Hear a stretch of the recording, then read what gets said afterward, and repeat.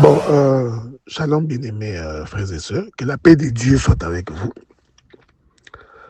Nous nous excusons, on est un peu malade, mais j'ai senti à moi la nécessité de pouvoir partager avec vous sur la notion de l'amour. Lequel amour se comprend aussi comme étant la notion de la charité. Je voudrais donc d'abord prendre le livre de 1 Jean dans son chapitre 4, le verset 8. La Bible dit que celui qui n'aime pas n'a pas connu Dieu, car Dieu est amour. Il est d'abord important de considérer que l'amour est la base de la vie de tout chrétien. L'amour de Dieu, d'abord pour nous, s'est manifesté par le fait que Dieu nous a envoyé son Fils unique, lequel a accepté de mourir pour nos péchés. Il est important d'abord de retenir que Dieu, manifestant son amour vis-à-vis de nous, n'a pas tenu compte des conditions dans lesquelles nous étions.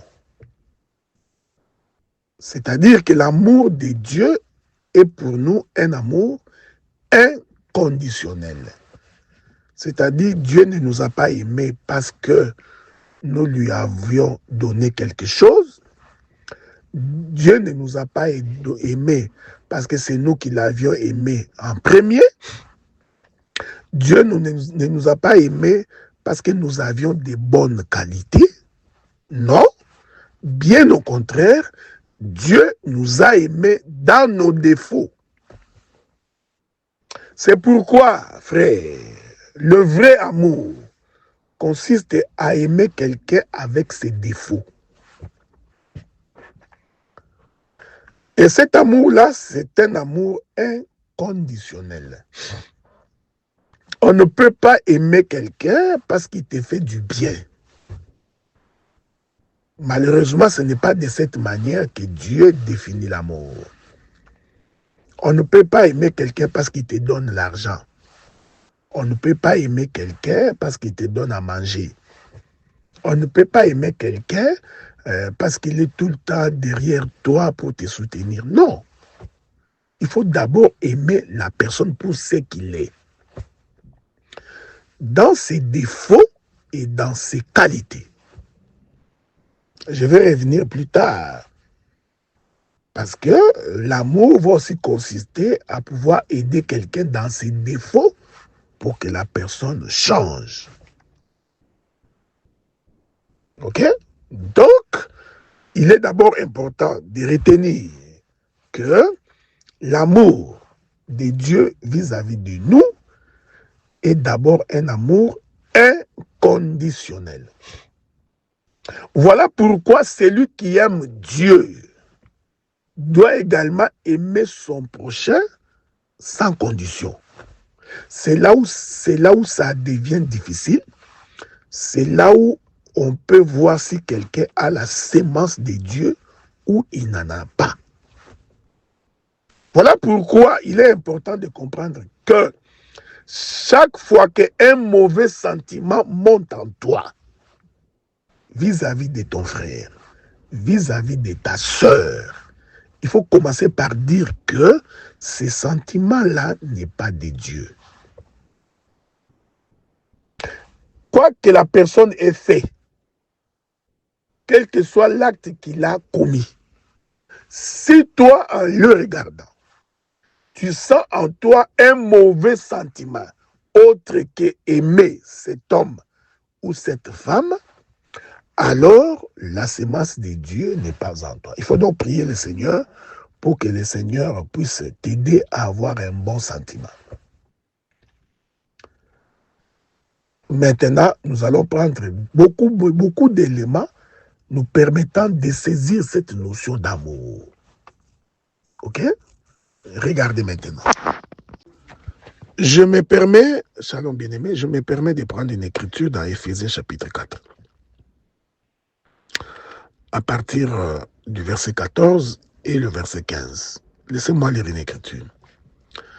Afin que nous ne soyons plus des enfants flottants, emportés à tout vent des doctrines, par la tromperie des hommes, par leur ruse, dans le moyen de séduction, mais que, professant la vérité dans la charité, nous croissions à tous égards en celui qui est le chef de Christ. Le frère Paul nous fait comprendre que lorsque on aime quelqu'un, lorsque l'amour habite en nous, nous devrions nous dire la vérité.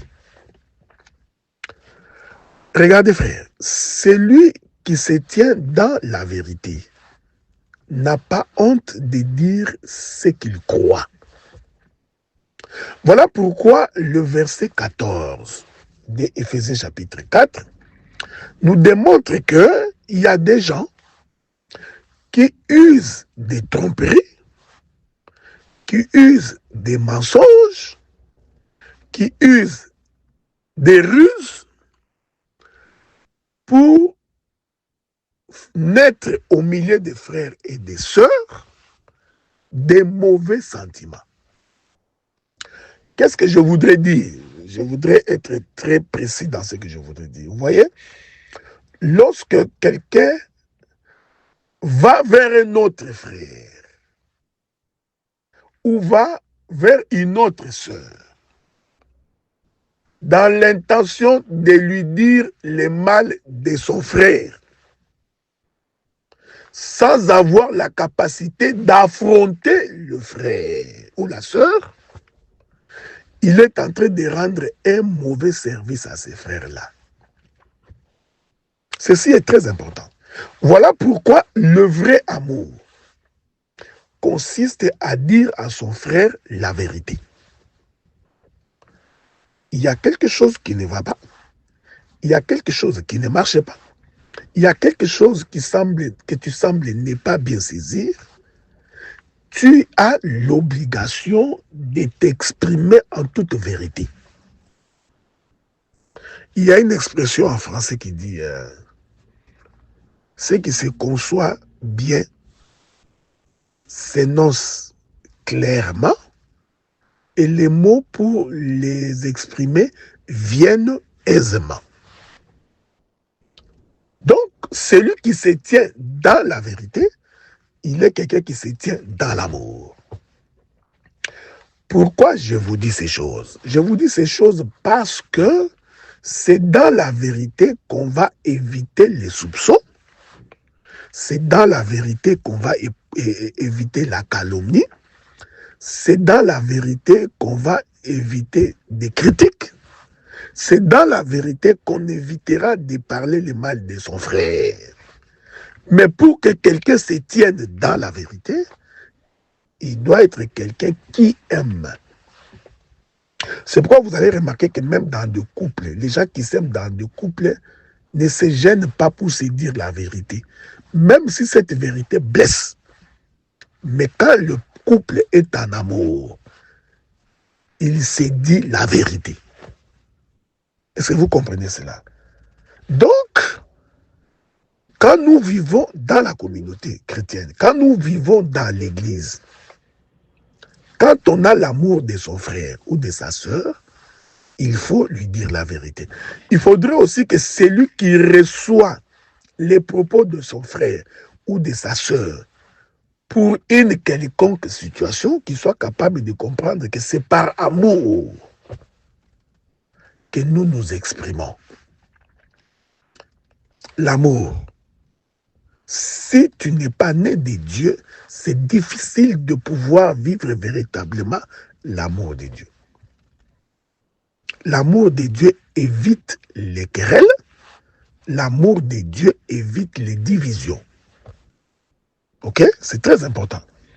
L'amour de Dieu évite les querelles. L'amour de Dieu évite les divisions.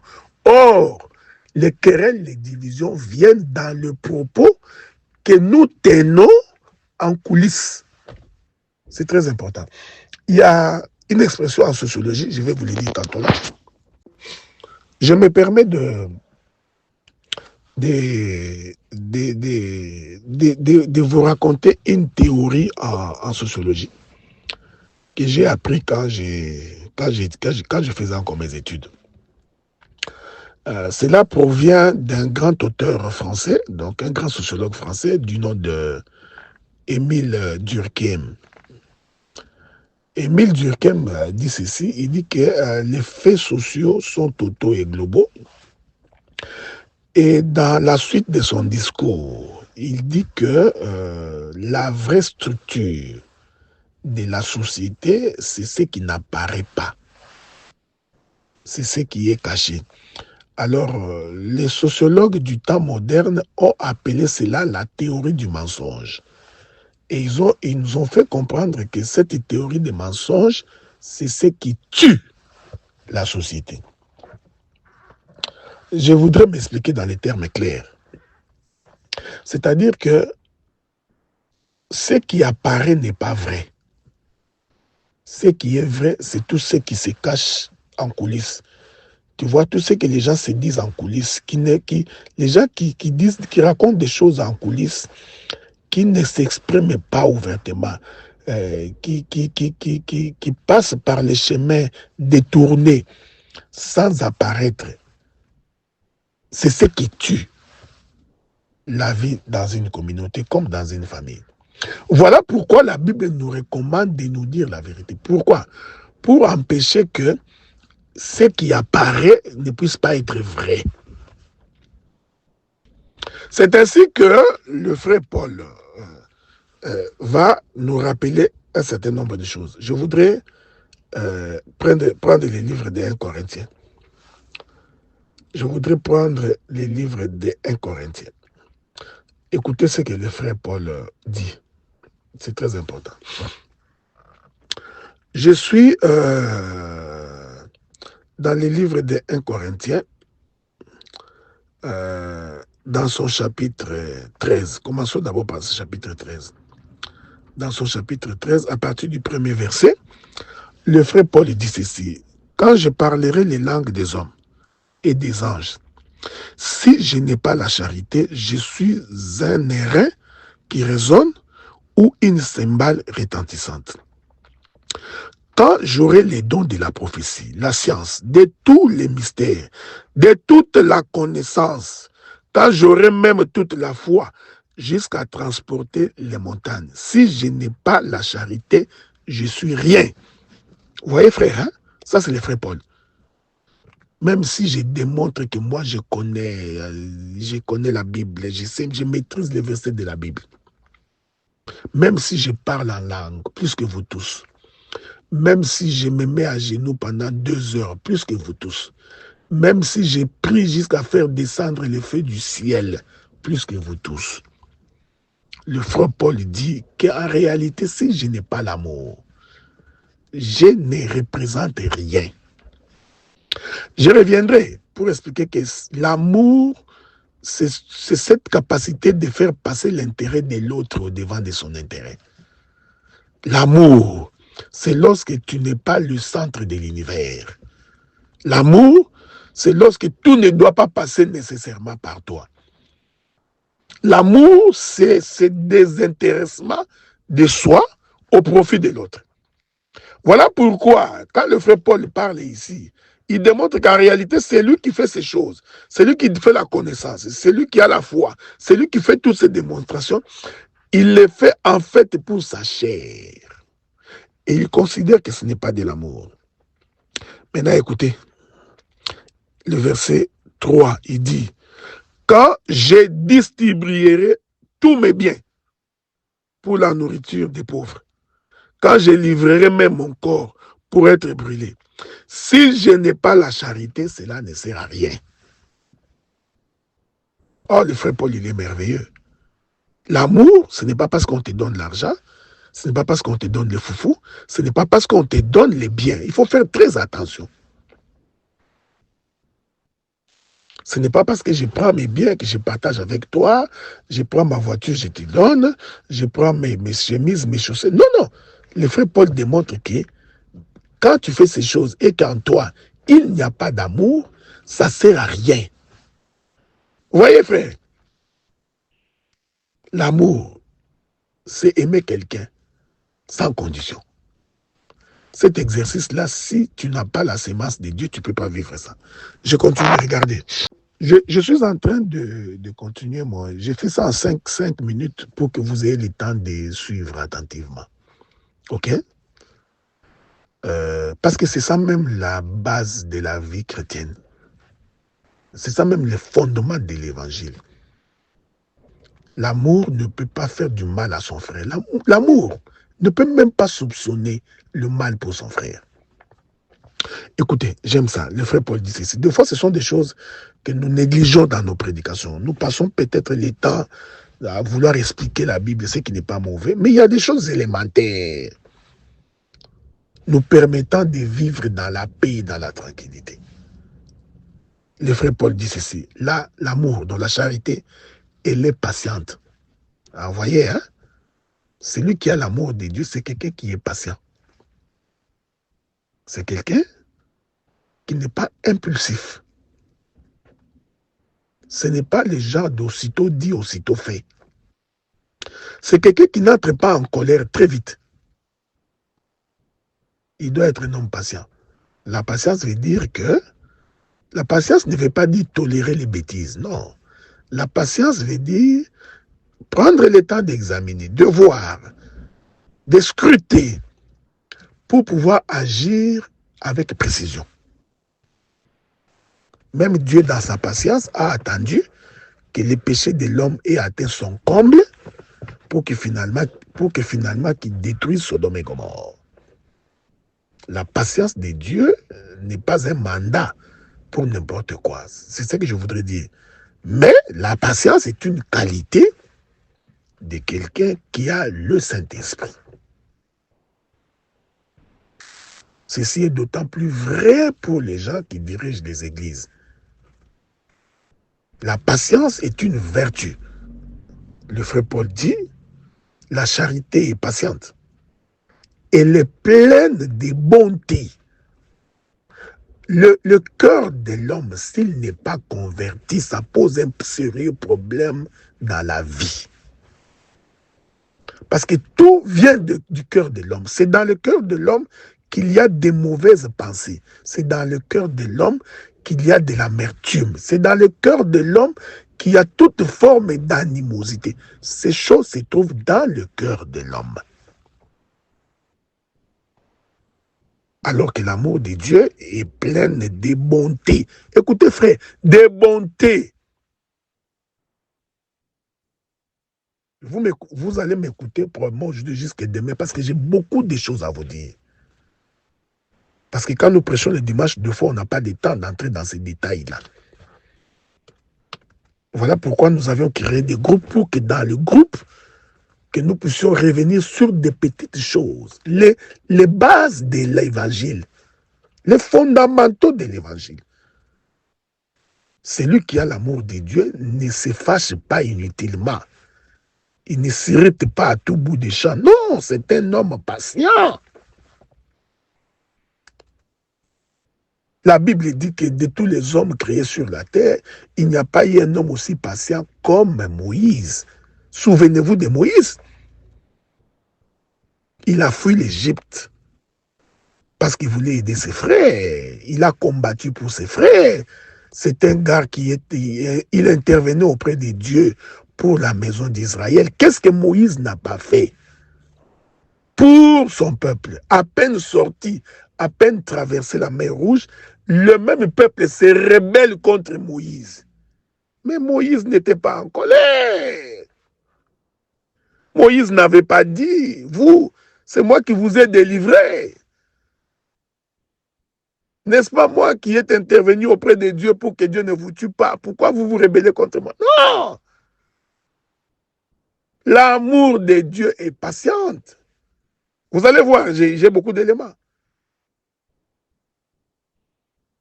Tout ça se trouve dans le cœur de l'homme. Il est écrit, La charité n'est point envieuse. Non, voilà. Toi, tu envies. Si ton frère a porté un bon pantalon, tu voudrais que ce soit ton pantalon. Lorsqu'il porte une belle des chaussures, toi, tu voudrais que cette chaussure-là t'appartienne. S'il prêche bien, toi, tu voudrais que ce soit toi qui prêches mieux que lui. S'il prie bien, toi, tu voudrais que ce soit toi qui prie bien que lui, mieux que lui. Ça, c'est de l'envie. Celui qui est envieux n'apprécie pas ce que les autres font. Comme j'ai toujours dit, il y a des gens qui voient toujours le verre à moitié vide. Non, il faut voir le verre à moitié plein. C'est un problème de vision. Je vous reviens. Je disais donc, c'est un problème de vision. Est-ce que vous comprenez cela? L'amour, la charité n'envie pas. La charité ne crée pas une compétition. Ta soeur a acheté ça, toi, moi aussi je dois. Tu l'achètes par compétition. Non, non, pas du tout. Ça, c'est de l'envie. Nous en parlerons quand nous parlerons des différentes grâces. Ce n'est pas parce que toi, tu roules en Mercedes que moi, je dois t'envier pour que moi, je dois aussi acheter la Mercedes. Ça, là, ce n'est pas de Dieu. L'envie va t'amener à vivre au-dessus de tes capacités. Quand ta soeur porte une robe, toi, tu envies, tu critiques. Tu voudrais que ce soit toi. Ça, c'est l'amour de Dieu. La charité n'envie pas, mes frères. Vous voyez? Le frère Paul continue, il dit, la charité ne se vante point. Voilà. Un vantard n'a pas Dieu en lui. Un vantard, il n'a pas Dieu. Le vantard, c'est celui qui se vante de ce qu'il est. Il se vante de la connaissance qu'il est. Il se vante des biens qu'il a. Il se vante de sa position. Celui qui agit comme ça n'a pas Dieu. Vous n'avez pas Dieu. Vous avez un travail à faire avec votre cœur. Quelqu'un vient me poser un problème. Je donne un exemple pour que je me fasse comprendre. Quelqu'un vient, docteur Adélard, ces jours-là, quand vous êtes intervenu, je peux prendre un exemple ici. C'est comme le frère Jonas est venu me voir une fois pour me faire une remarque. Il me dit, docteur Adélard, quand tu fais ceci, quand tu prêches, ce que tu dis, voici ce que tu dis là, moi, ça ne m'arrange pas, je n'aime pas. Tu vois, je prends un exemple, je ne donne pas les détails. Ce que j'ai dit est une histoire vraie, c'est ce qui est arrivé il y a 2 semaines passées. Alors moi, au lieu seulement de dire à Jonas, ok mon frère, merci beaucoup, j'ai compris. Alors moi, je commence à m'inventer. Tu vois, Jonas, moi, je suis un grand prédicateur. Quand moi, j'ai commencé à prêcher, toi, tu n'étais même pas dans les choses de Dieu. Tu ne sais pas combien de gens j'ai formés. C'est moi qui ai imposé les mains à tel. C'est moi qui ai fait ça. C'est du vantardise. Non, non, tu vois, quand j'interprète l'écriture, toi, Jonas, je ne peux pas dire ça. Ça, c'est un homme qui se vante. Donc, un vantard, c'est celui qui se vante de ce qu'il a et de ce qu'il est. Vous voyez, frère, le frère Paul dit, la charité ne se vante pas. Donc, déjà, quand quelqu'un, dans ses propos, que tu sois un frère ou une soeur, tu as l'habitude de te vanter, tu n'as pas Dieu. L'amour de Dieu n'est pas en toi. Parce que quand tu te vantes comme ça, tu es en train de ridiculiser les autres. Tu minimises les autres. C'est comme la prière de cet homme-là qui vient au moment du culte, Jésus les observant. Alors, lui, quand il prie Dieu, il dit, Dieu, moi, je ne suis pas comme ces publicains. Tu vois? Dieu, moi, je ne suis pas comme ces publicains. Moi, je jeûne 3 fois par semaine. Je prie le matin, je prie le soir. Moi, je donne ma dîme. Tu vois? C'est un vantard. Dieu n'a pas agréé sa prière. La charité ne se vante point. Vous savez, frère, ce sont des choses les plus élémentaires qui vont vous permettre de vous mesurer pour savoir si vous avez encore du travail à faire avec Dieu. Le vantard, même dans une discussion inutile, va commencer à faire la promotion de ce qu'il est.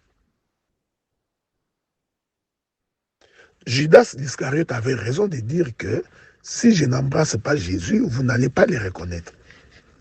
Celui dont on parle ici, c'est le créateur du ciel et de la terre. Mais il a vécu parmi ses disciples simplement, humblement. L'homme le plus riche de la terre, Jésus-Christ notre Seigneur. Mais il ne se vantait pas. Donc la charité ne se vante point. Est-ce que vous comprenez cela? Je vous reviens. Le frère Paul, c'est un ministre qui avait compris les hommes. C'est pourquoi il a essayé de nous mettre en garde. Quand nous prêchons comme ça, nous prêchons au détriment de nous-mêmes, en faisant un effort pour que même nous-mêmes, nous puissions nous conformer à la parole. Que nous puissions marcher seuls. Vous savez, c'est facile de dire, vivons la parole, aimons la parole. Ça, c'est facile à dire. Ce sont des propos que nous tenons. Que chacun vive la parole. Mais la question que nous nous posons, est-ce que nous vivons véritablement la parole? Voilà pourquoi des fois il faut rentrer dans des petits détails pour que chacun de nous se mesure, pour qu'il dise, est-ce que vraiment j'ai vu la parole? Vivre la parole, ce n'est pas seulement venir au culte, parce que même les sorciers viennent dans des cultes. Les fils de malins viennent dans des cultes. Ce n'est pas ta présence au culte tous les jours, tous les dimanches qui nous atteste que toi tu connais Dieu. Non, non, ça c'est une mauvaise mesure. On reconnaît l'arbre par ses fruits. C'est dans ta manière de vivre, dans ta manière d'être, dans ta manière de te comporter. C'est là que nous allons vérifier si l'Éternel est avec toi. Écoutez, le frère Paul ajoute, il dit ceci. La charité ne s'enfle point d'orgueil. Regardez-moi ce texte-là. Un orgueilleux, frère, l'orgueilleux n'accepte pas qu'on les rabaisse. Si tu vois quelqu'un, tout tourne autour de lui. Moi, je n'aime pas ça. Moi, je n'aime pas ça. Moi, je n'aime pas ça. Moi, tout c'est c'est un orgueilleux. L'orgueilleux ne veut pas voir les autres avancer. Il ne veut pas voir quelqu'un au-dessus de lui. Ça, c'est l'orgueilleux. L'orgueilleux, c'est celui qui ridiculise, qui minimise, qui fait descendre, qui humilie les autres. Celui-là, c'est un orgueilleux. Il pense que il a toutes les qualités. Sans lui, rien ne peut marcher.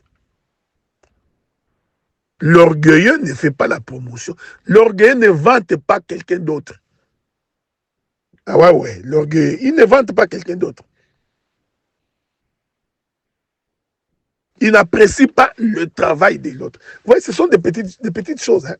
Un orgueilleux, il a toujours la vision dans les critiques négatives. Ça, c'est un orgueilleux.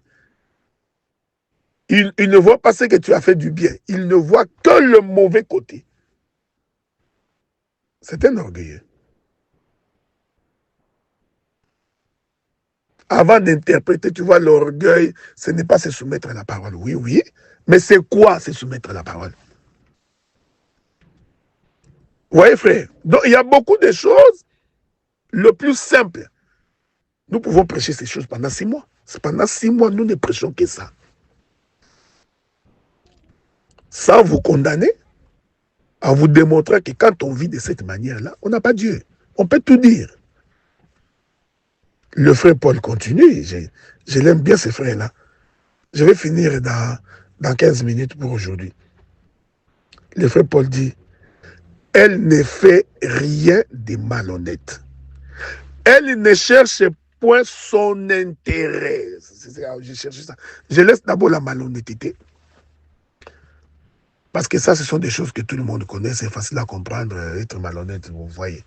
Quand tu fais les affaires avec les gens, tu es malhonnête. Tu veux tout. Tu veux seulement que ce soit toi qui gagne. les autres dans sa tête. Le frère Paul dit, la charité ne cherche point son intérêt. Vous voyez, il y a des gens, dans tout ce que nous faisons, quand quelqu'un ne voit que son intérêt, quand il n'y a pas son intérêt, il ne marche pas.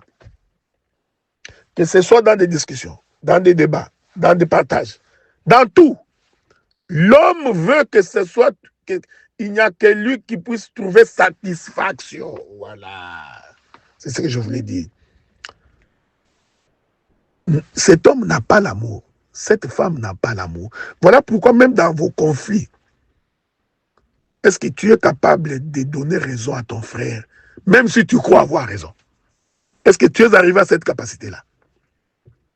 La capacité telle que c'est ton frère qui t'a offensé, mais tu acceptes de perdre. Tu dis, bon, ce n'est pas grave, mon frère, tu avais raison. Tu as cette capacité-là. C'est là que tu comprendras si l'amour de Dieu est en toi. Mais quand tu ne vois que ton intérêt, moi, on ne me parle pas comme ça. L'homme est orgueilleux, il ne voit que son intérêt. Moi, je n'aime pas qu'on me dise ceci. C'est un orgueil, il ne voit que son intérêt. L'on ne doit faire que ça. Si tu ne fais pas ça, donc il ne veut qu'on ne fasse que ce que lui veut qu'on fasse. Quand on fait ce que lui ne veut pas, non, ça ne marche pas. Mais bien aimés frères et sœurs, l'amour ne voit pas son intérêt. Quand la question te concerne, quand c'est pour ton intérêt, là tu es hyper motivé. Mais quand ça ne t'arrange pas, tu es d'abord démotivé, tu t'arranges aussi pour démotiver les autres. Non! Non! Quand toi tu veux donner, il faut que ton intérêt s'y trouve. Quand il n'y a pas ton intérêt, tu ne donnes pas. Non, je ne ferai pas ça parce que si je fais ça, je suis en train de les encourager. Laissez-moi finir, je reviens. Que la paix de Dieu soit avec vous. Un homme qui n'a pas l'amour, qui n'a pas la charité, ne fait des choses que pour son intérêt. Si je fais ça, ça sera pour la gloire de cet homme. Si je fais ça, qu'est-ce que j'aurai à gagner? Et ça, c'est quelqu'un. Voilà un homme qui ne connaît pas Dieu. Une femme qui ne connaît pas Dieu. Même quand il donne dans l'église, dans son esprit, il dit, je donne pour enrichir quelqu'un.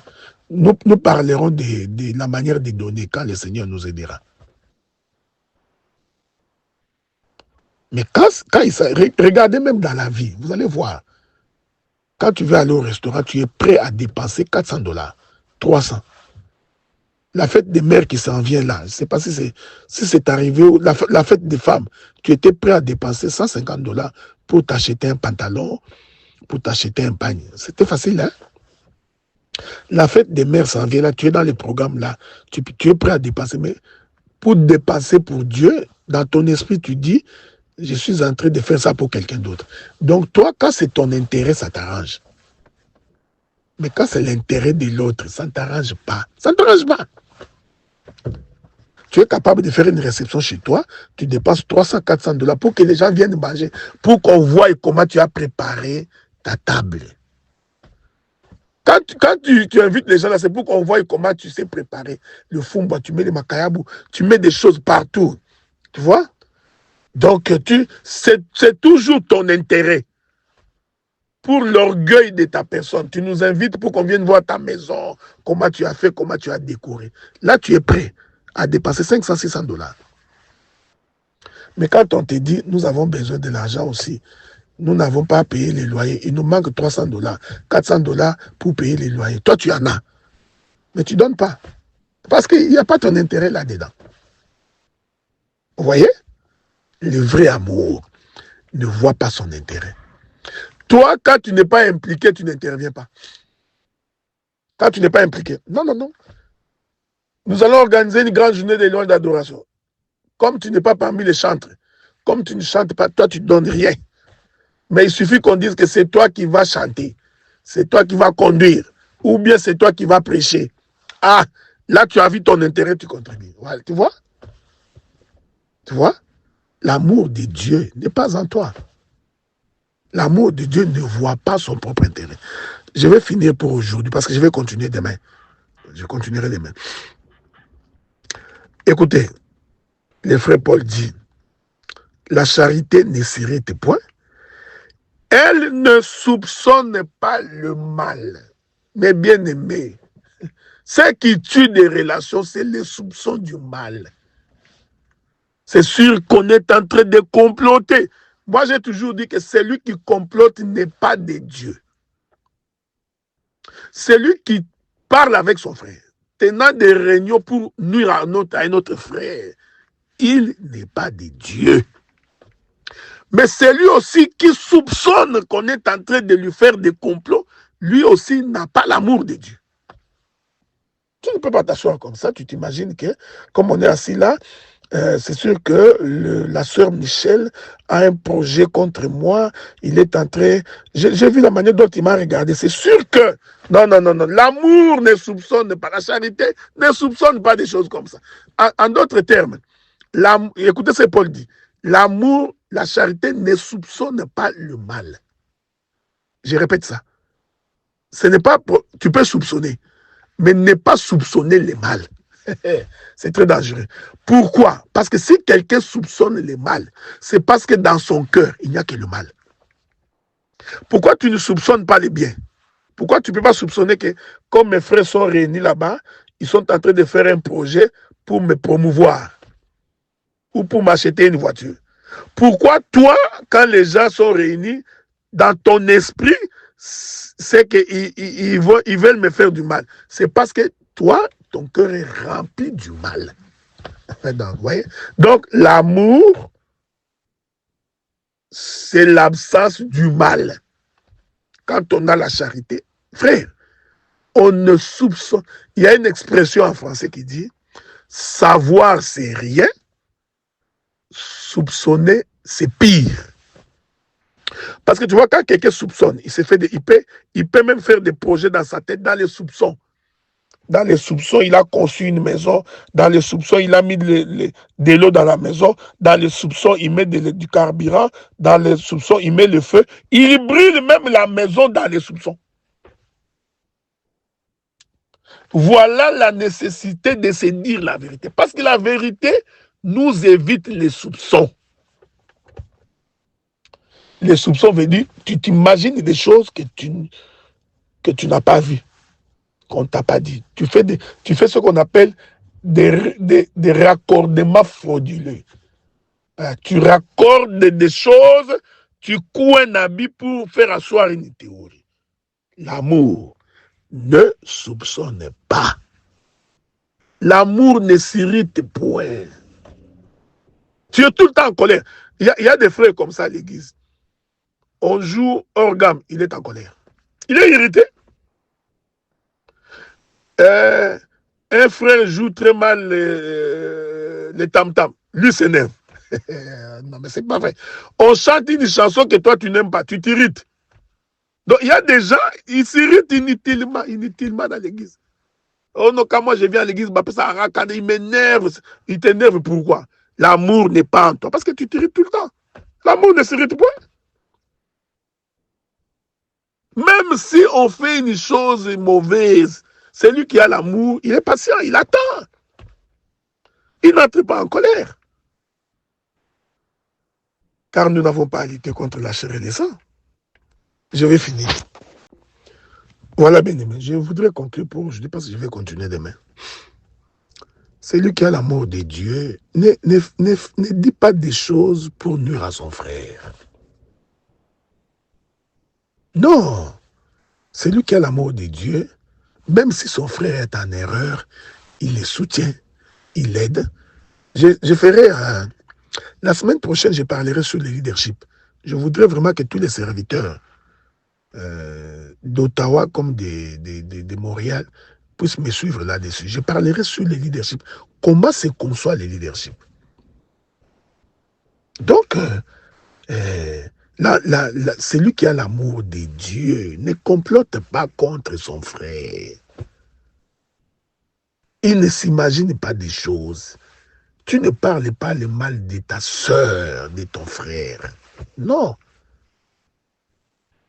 va lui dire la vérité. C'est ici que j'ai toujours exhorté les frères. Dites la vérité, même si ça va m'énerver. Et si moi j'ai la chose de Dieu, ça ne m'énervera pas.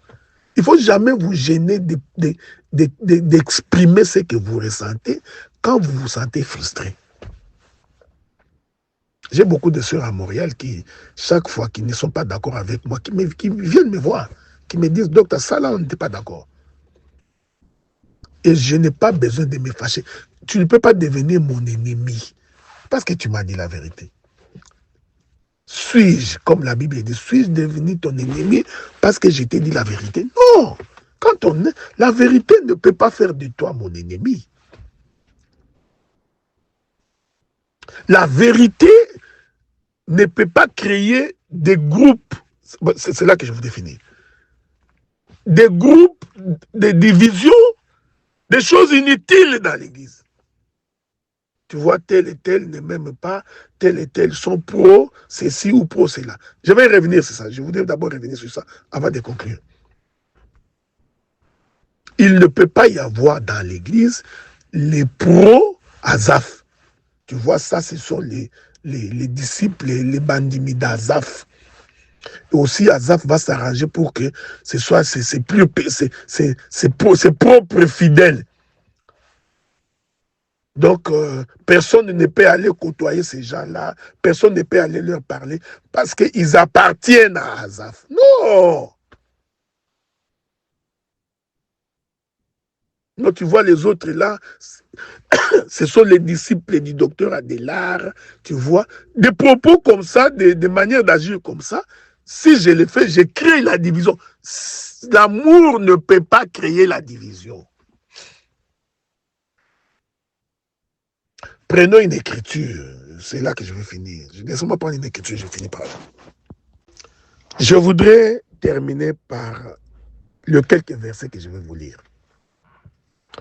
1 Corinthiens chapitre 1er verset 12. Je vais dire que chacun de vous parle ainsi. Moi, je suis de Paul, et moi d'Apollos, et moi de Céphas, et moi de Christ. 1 Corinthiens chapitre 3 verset 4. Quand l'un de vous dit, moi je suis de Paul, et un autre, moi d'Apollos, n'êtes-vous pas des hommes? Qu'est-ce que c'est donc Apollos et qu'est-ce que c'est Paul? Des serviteurs, par les moyens desquels vous avez cru, selon que le Seigneur l'a donné à chacun. J'ai planté, Apollos a arrosé, mais Dieu a fait croître. Est-ce que vous comprenez ça? Écoutez maintenant. Le 1 Corinthiens chapitre 4 verset 6.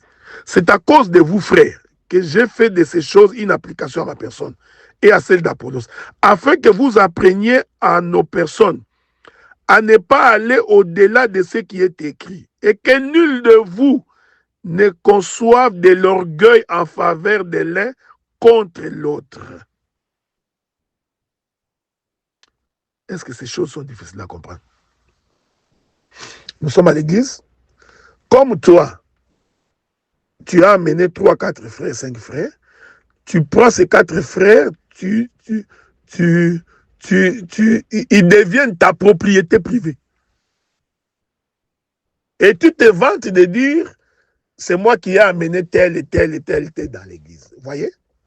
Voici des hommes qui sont charnels. Ça, c'est manquer d'amour. Il y en a d'autres qui disent, comme c'est moi qui ai prêché tel, ça, ce sont mes propres gens. Donc, il les gère. Il les gère en privé. Mais cet esprit-là, c'était un mauvais esprit, c'était un esprit de division. On ne peut pas trouver dans une même église des gens qui ne se parlent pas. Parce que tel est de tel groupe, tel est de tel groupe, tel est de tel groupe. Il y a même dans des églises des prédicateurs qui ont formé des gens qui leur appartiennent. Est-ce que vous comprenez ça? Des gens qui l'appartiennent. Donc, lui, il ne fait pas l'évangélisation. Je vais donner un exemple. Que moi, le docteur Adela, bon, comme je ne suis pas en train de prêcher, par exemple, à Montréal, alors, Il y a des frères qui ne viennent pas à l'église quand je ne prêche pas, parce que je ne suis pas là. Alors moi, je vais m'arranger les jours où je voudrais prêcher. Je commence à les appeler comme si ce sont mes propres fidèles que j'envoie. Mais ça, c'est diabolique. Même quand nous ne prêchons pas, même quand nous ne dirigeons pas, nous continuons à appeler des frères et des sœurs pour qu'ils viennent au culte.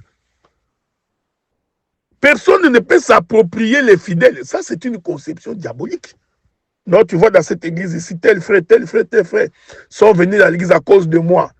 Ok? Donc, j'essaie de me les approprier. Non, tu peux amener quelqu'un, cette personne vient, il croit à l'évangile, il se détache à toi.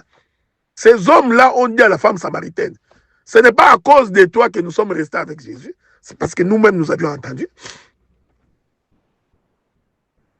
Mais vous trouverez dans des églises des cliques.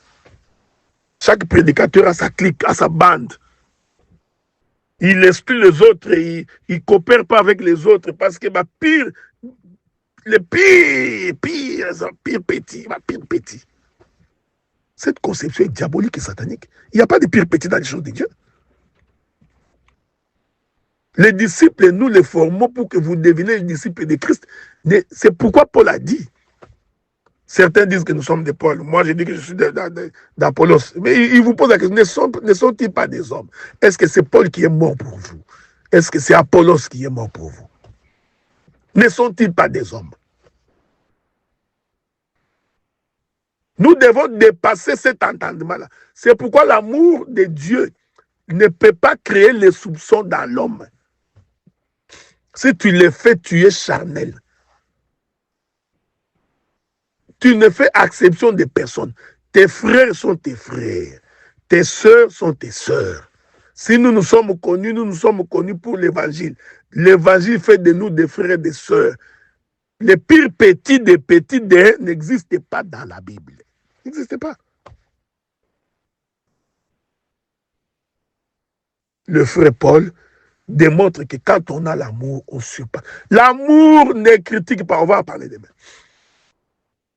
Toi, quand tu parles, tu ne fais que critiquer. Tu ne parles que les mal de tes frères, de tes soeurs. Il a fait ceci, il a fait ceci. Non, l'amour ne critique pas. L'amour consiste à se dire la vérité. Voilà pourquoi, dans mes habitudes, quand j'ai quelque chose contre toi, je t'appelle. Ce n'est pas de la critique, je t'appelle pour te dire, ça là, je n'aime pas. Ce que tu fais là, ce n'est pas bien. C'est contre. C'est comme ça. C'est là que je vais finir. C'est comme ça que les gens qui ont l'habitude d'assister à la réunion des serviteurs d'Ottawa, si tu n'as pas la sémence de Dieu, tu vas prendre ta Bible et tu vas sortir. Parce que les vérités que nous disons dans cette réunion-là, si tu n'es pas de Dieu, si tu vas te fâcher, tu vas te dire non, c'est moi qui vous prêche, je suis votre prédicateur. Nous, on nous fait des remarques, des reproches. Claver va te faire une remarque comme s'il parlait à son enfant. Ce n'est pas mauvais. Il te dit la vérité de ce qu'il voit que vous êtes en train de faire. Mais si tu assistes à cette réunion-là, si tu es charnel, tu vas te fâcher. Mais nous encourageons les frères à se dire la vérité. Ça devrait être pareil, même à Montréal. Quand nous nous retrouvons, ce qui vous dérange là, il faut dire ça. Il faut le dire, il faut nous le dire. Tu me regardes dans les yeux, tu dis ce que tu fais là, ça me dérange. Ça va nous éviter des soupçons, ça va nous éviter des critiques, ça va nous éviter des calomnies, ça va nous éviter les péchés. Je vais continuer demain sur la notion de la charité. Parce que je n'ai pas encore fini. Il y a beaucoup de choses à dire là-dessus. Que la paix de Dieu soit avec vous et que le Seigneur vous garde et qu'il vous protège. S'il y a des frères qui ont quitté le groupe à Montréal comme à Ottawa qui ne sont plus là, vous pouvez leur envoyer mes audios pour les exhorter. Qu'ils écoutent, qu'ils apprennent à vivre l'amour de Dieu. Que la paix de Dieu soit avec vous. Merci.